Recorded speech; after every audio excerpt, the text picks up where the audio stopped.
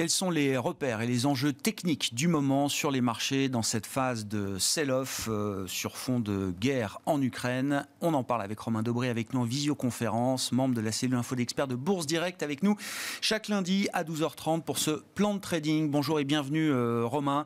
Est-ce qu'on a l'idée d'une capitulation sur les marchés actions? C'était déjà le débat vendredi à l'issue d'une séance très lourde pour le CAC qui a perdu quasiment 5% avec des volumes supérieurs à 6 milliards d'euros vendredi. Est-ce que l'idée d'une capitulation peut se confirmer aujourd'hui, Romain? Effectivement, oui. Alors, à la deuxième fois, on a plus de chances d'assister à une capitulation. C'est plutôt la structure du mouvement et les niveaux qui laissent à penser que ça peut être le cas. Ceci dit, en Europe, il y a quand même le débat de savoir si cette capitulation, elle aurait lieu en Europe. Pour l'instant, elle n'a pas eu lieu aux États-Unis. Et alors, est-ce qu'elle est repoussée à plus tard dans un mouvement qui pourrait être de rebond à court terme? En tout cas, ici, oui, ça y ressemble et on va le voir graphiquement et techniquement. Deuxième séance de baisse forte. Des gaps qui sont lourds et puis des niveaux qu'on imaginait dans l'année, qu'on avait en ligne de mire, mais qu'on n'espérait pas voir aussitôt et surtout dans ce contexte-là, bien entendu. Pour l'instant, en termes techniques, les opérateurs restent très couverts, mais on savait qu'on avait des zones de creux. On va chercher les zones suivantes et là, le niveau de 5006, 5750 sur l'indice parisien est important. Donc, c'est un niveau sur lequel il devrait y avoir une réaction en effet, et on le voit par les mouvements de rebond. On peut aussi dire que c'est un marché d'excès, il a été excessif à la hausse, il l'est maintenant à la baisse. Évidemment, le contexte joue dans ce sens-là, mais tout ce qui est technique, algorithmique, vient amplifier tous ces mouvements actuellement. Il y a donc tous ces éléments de volatilité qui vont probablement continuer à perdurer un peu pendant quelques jours, et on constate effectivement aussi dans le contexte la nette performance des indices américains, et puis on constate aussi que la volatilité n'empêche pas la haute volatilité n'empêche pas les marchés de baisser. Et puis la dernière chose, c'est qu'en fait, tout ce qui se produit là, c'est la suite des mouvements qui étaient déjà en place, même avant le conflit ukraino-russe, et que tout s'est accentué en réalité. Les marchés actions baissent, les matières premières montent, l'euro baisse contre le dollar. Donc c'est un excès fort. Le pétrole montait et continue à monter. Toutes les tendances sont renforcées, mais elles restent pour l'instant les mêmes à ce stade. Bon, la question est donc celle de la situation des marchés américains, si j'ai bien compris. Romain, on est déjà sur des baisses beaucoup plus avancées pour les indices actions en Europe. C'est-à-dire que le sort en est jeté déjà pour les indices actions en Europe. Quand on regarde le S&P 500, quels sont les enjeux là pour les prochaines heures, les prochains jours sur le marché américain, Romain?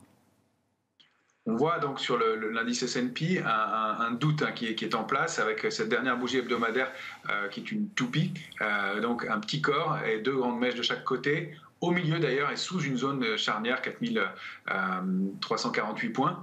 On voit qu'on a préservé une fois déjà l'alerte de moyen terme et cette grande mèche basse qui traduit quand même de l'appétit des investisseurs pour acheter sur repli. Donc c'est un marché qui reste canalisé à ce stade, qui lui ne rompt pas ces alertes de moyen terme, dans l'immédiat en tout cas, et qui va, on l'espère, les préserver. En tout cas, on n'a pas du tout ce constat de sell-off sur ce marché-là, des petites accélérations, des accélérations baissières marquées, de la volatilité, mais pas cette capitulation, clairement.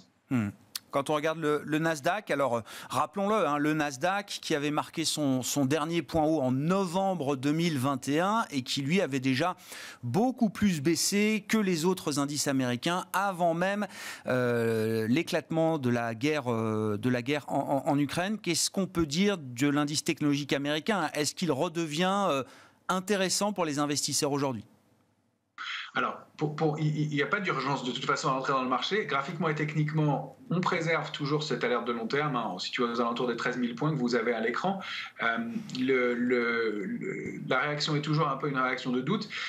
Avant d'entrer dans le marché et de prendre des décisions d'achat, on va déjà observer l'arrêt de la baisse. Pour l'instant, ça n'est pas le cas. On a des réactions sur des points intéressants.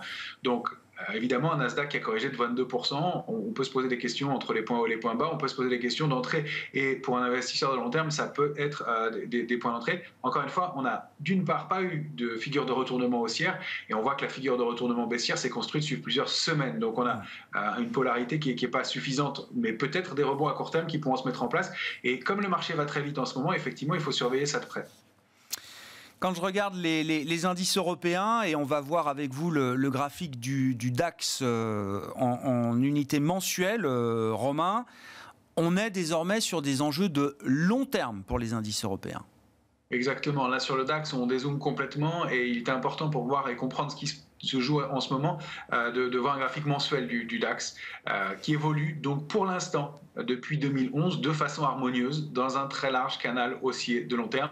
Et on vient d'aller chercher ce matin la borne basse du canal. On s'est approché du support à 12 390. Je ne pense pas qu'on l'ait testé encore. Mais voilà, c'est l'enjeu de préserver ce canal haussier. On l'avait rompu avec la crise Covid, réintégré. C'est un canal qui est donc toujours actif, en haut duquel on a buté pendant un certain temps avant de décrocher. Il y a vraiment effectivement des risques de retournement en cas de rupture de 12 390 sur plusieurs clôtures. Ça, ce sont des enjeux mensuels. On entame le mois de mars. Il va falloir voir comment se comporte cette bougie et s'il y a des réactions. En tout cas, vous le voyez, pas d'urgence à payer, mais ce sont des niveaux charnières et des niveaux clés pour du moyen et long terme. Si on regarde le CAC 40 version cash, Romain, et on l'a souvent indiqué avec vous ces dernières semaines, une des dernières grandes zones de défense, c'est-à-dire là où les investisseurs sont couverts, était la zone des 6000, 6100. On a enfoncé ces seuils aujourd'hui. Quels sont les repères qu'il faut avoir en tête aujourd'hui quand on regarde le CAC ? Là, on a effectivement, c'est pour ça que vous voyez cette bougie, elle est à peine visible, ce petit marteau qu'on voit seul après cette grande accélération baissière. Donc c'est une bougie hebdomadaire, donc elle sera à déterminer en fonction de la clôture de cette semaine. Mais pour l'instant, on voit une réaction dès ce matin, après un mouvement, comme vous le disiez, de plus de 5% de baisse. À nouveau, la zone de densité d'options de vente, elle se trouve la prochaine entre 5000 et 5700. Il y a des niveaux techniques sur le futur qu'on verra juste après, mais qui ont permis de rebondir vraiment au point près encore une fois. Et donc effectivement, la petite zone de densité 6000-6100 qui fait son office vendredi, mais n'a pas suffi. Donc l'accélération baissière, on le craignait que ce ne soit pas suffisant pour supporter la pression baissière, et donc de l'accélération baissière qui s'ensuit est important. Donc 5006, 5500, 5700 points, ça va être des niveaux vraiment importants à défendre, au risque d'aller chercher des niveaux plus bas. Là, il y a plus de densité d'options, il y a la borne basse du canal haussier de long terme, et donc ensuite on peut imaginer des niveaux plus bas, 5002, 5000. C'est peut-être pas le cas dans l'immédiat compte tenu de la réaction, et encore une fois de ce sell-off qu'on a connu ce matin. Reste que les vendeurs conservent la main sur les futurs. On a plus de 30 000 contrats ouverts au cours de la baisse contre 5900 points. On en a eu 11 000 sur ces 30 000 qui ont été ouverts vendredi au cours de la baisse de 5%. Donc les vendeurs conservent toujours la main, d'où ces réactions de rebond violentes aussi, probablement des rachats quand des vendeurs ouvrent aux alentours des 6003, 6100 points et qu'on ouvre et qu'on descend jusqu'à 5750 points, ils se rachètent probablement en partie. Donc il n'y a pour l'instant pas du tout d'éléments de retournement, et encore une fois, ils conservent la main. Il y avait eu un semblant de diminution de la pression baissière jeudi, ça a été vite contrebalancé. Si on regarde justement alors le futur CAC, cette fois qui se traite sur le marché, Romain, en unité de temps journalière, après le gap de ce matin, on est allé chercher des points autour de 5750, 5755. Est-ce que ce sont des niveaux techniques là, qui correspondent à des enjeux particuliers ? Oui, tout à fait, c'était des niveaux importants. On les a vus du côté options, donc options de vente qui permettent de faire un nouveau matelas et un amortisseur un peu plus important dans le marché. Et puis sur des niveaux techniques, 5756 est vraiment un niveau majeur. On a rebondi dessus, 51 ou 52 au plus bas, je crois.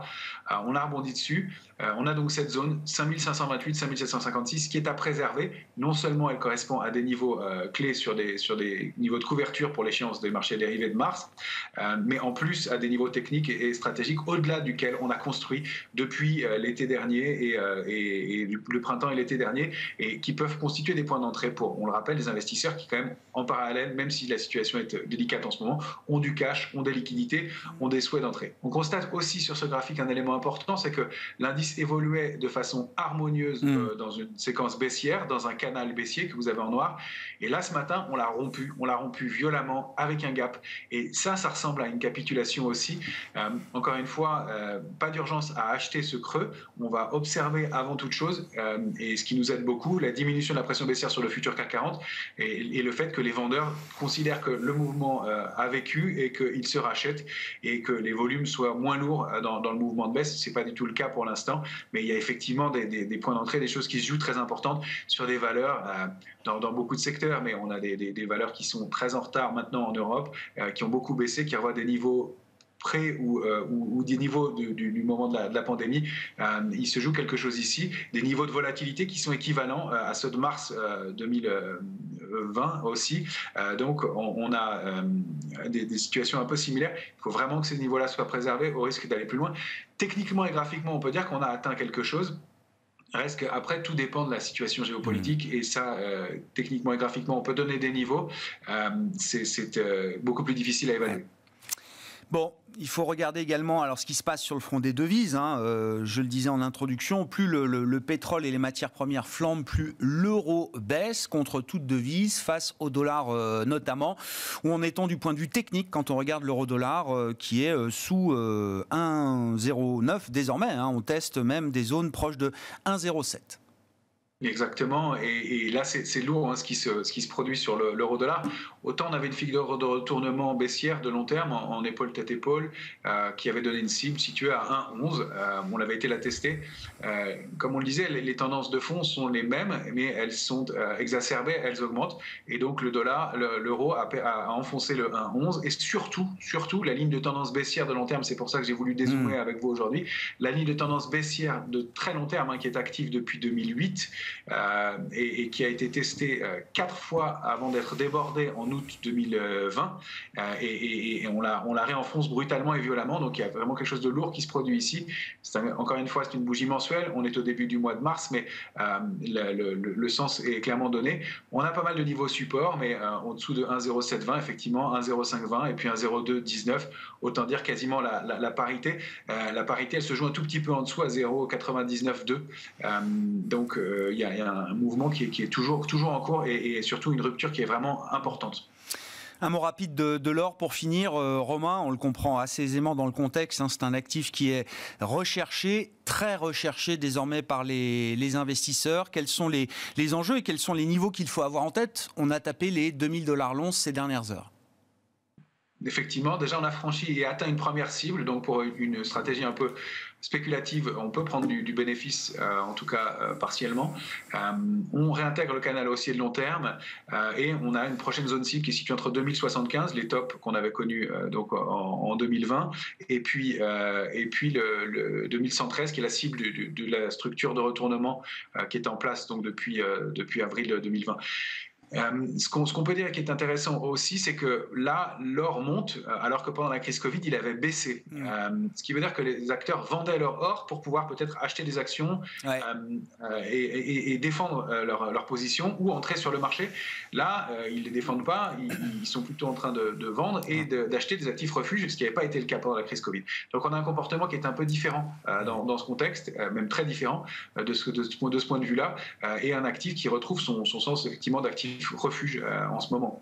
Alors, il y a aussi un élément à prendre en compte, c'est que la Russie détient de grosses réserves d'or, et on peut aussi surveiller le fait qu'elle décide de vendre une partie de leurs réserves d'or pour se dégager d'une situation financière très très complexe. Donc, c'est pour ça que stratégiquement aussi, on peut envisager, nous on a une très grosse pondération, plus de 12% de pondération dans notre portefeuille en or, et donc on va envisager d'en alléger une partie sur ces niveaux-là.